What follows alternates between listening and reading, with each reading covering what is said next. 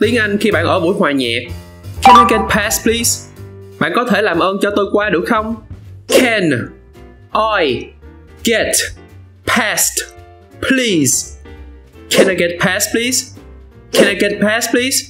Where's the merchandise booth? Quầy bán đồ merch lưu niệm ở đâu? Where's the merchandise booth? Where's the merchandise booth? Where's the merchandise booth?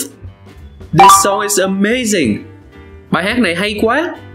This song is amazing. This song is amazing.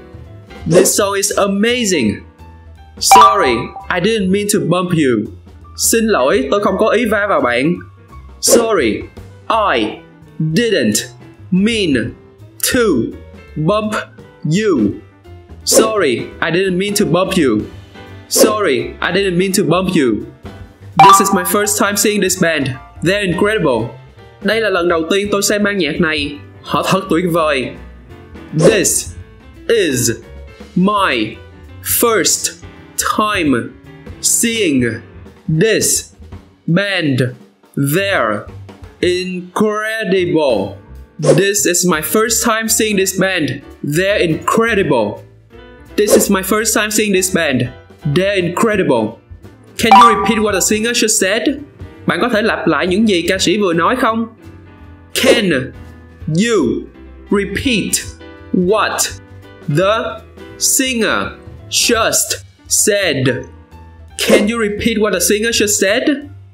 Can you repeat what the singer just said?